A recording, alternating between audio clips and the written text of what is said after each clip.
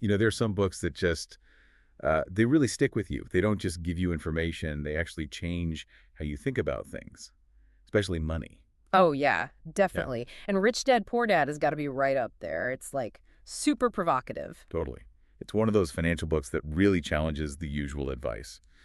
So today, that's our deep dive. Robert T. Kiyosaki's classic, Rich Dad, Poor Dad. Right. And our mission here is, well, to really unpack it. Look at the big ideas, why it resonates with so many people. Exactly. But also, crucially, look at the criticisms too, because it's definitely faced its share of those. So you get the full picture, its impact, its relevance, Yeah. you know. And we're drawing on a pretty detailed review we found. It helps us see it from different angles, pull out what's important, the good, and maybe the not so good. Good stuff. So let's start with the core idea, the whole setup of the book. It's built around this really strong contrast, right? Kiyosaki's two dads. Yeah, the poor dad and the rich dad. His poor dad is his actual father. Highly educated guy, PhD, followed the standard path. School, good job, stable income.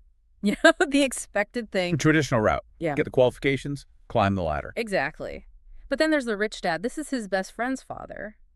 And he's painted as this street smart entrepreneur, built his wealth differently, not through a high salary, but through like investments and owning businesses. And that contrast is everything in the book. It's the engine driving his whole argument. It really is. He uses it to basically say, look, the conventional path, the stuff schools teach you, it trains you to be an employee, to work for your money. Right.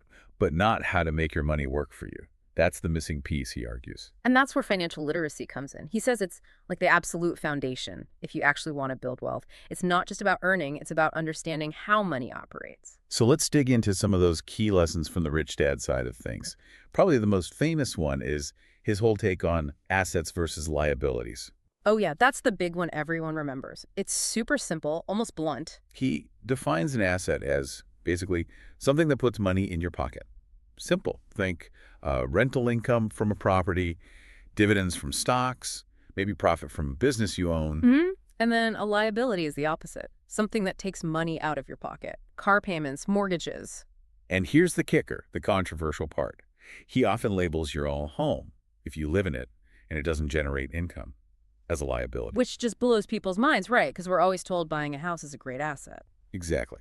But his point is, if it's costing you money every month, mortgage, taxes, upkeep, without bringing cash in, it fits his definition of liability. And that leads to his core mantra.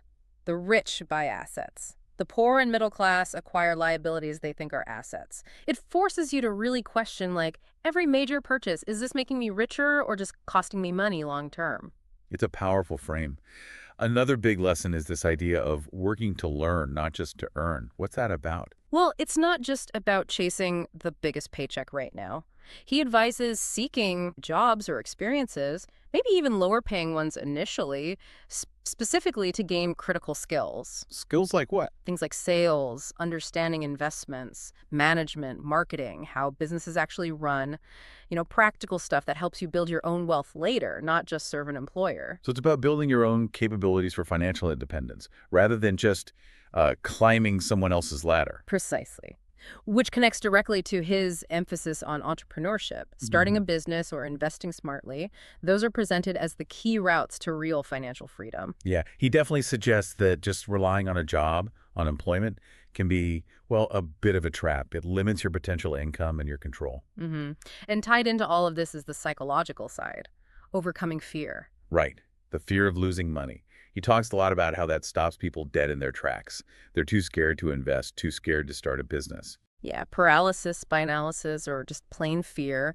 But he argues that educated risk-taking, not reckless gambling, but calculated risks based on financial knowledge is actually essential for success. You have to be willing to try and learn from mistakes, too. Okay, so those are some core ideas. Now, why has this book been such a massive, massive hit for so long? What are its real strengths?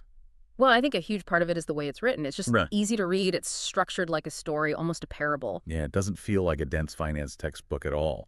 It uses that narrative of the two dads to make pretty complex ideas feel digestible, relatable even. Exactly. And that storytelling approach leads straight to another big strength.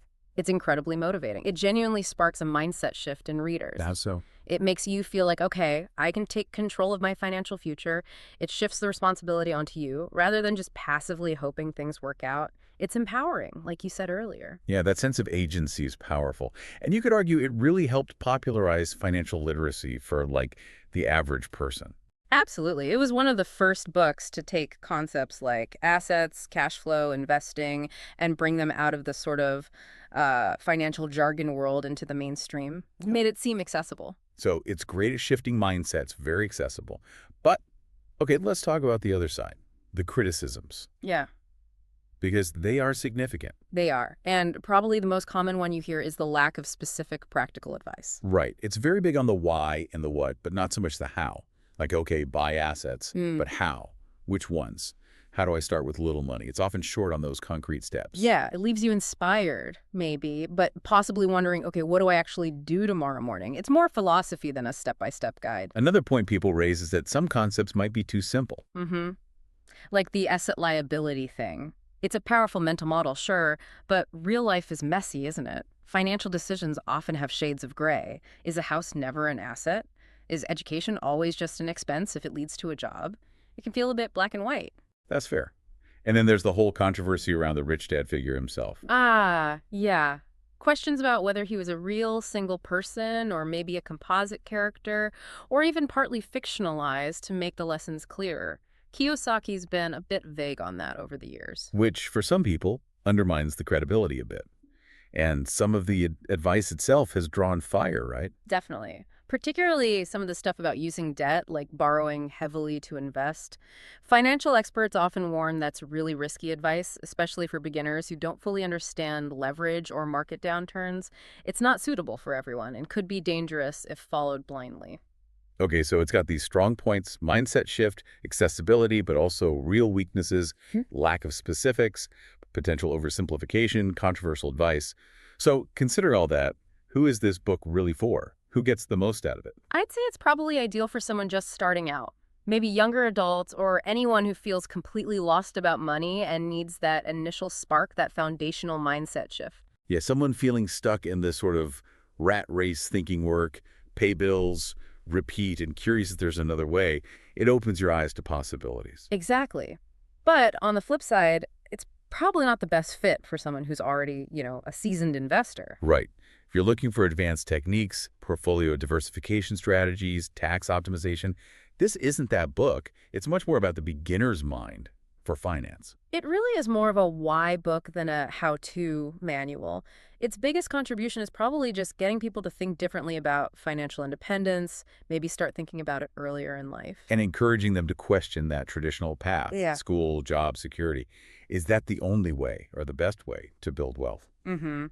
Which ties back to the review we looked at. It gave the book, what, 4 out of 5 stars? Yeah, solid 4 stars. The review basically said, look, it loses a point for that lack of depth and practical actionable steps, but it gets high marks for the motivation factor, the foundational thinking.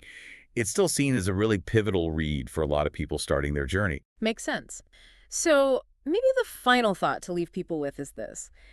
If the traditional school system, as Kiyosaki argues, maybe doesn't teach us enough about making money work for us, what else? What other critical life skills might be missing from our standard education? And more importantly, how do we take responsibility for learning them ourselves outside of those conventional paths? That's a great question to ponder. How do you actively seek out that knowledge?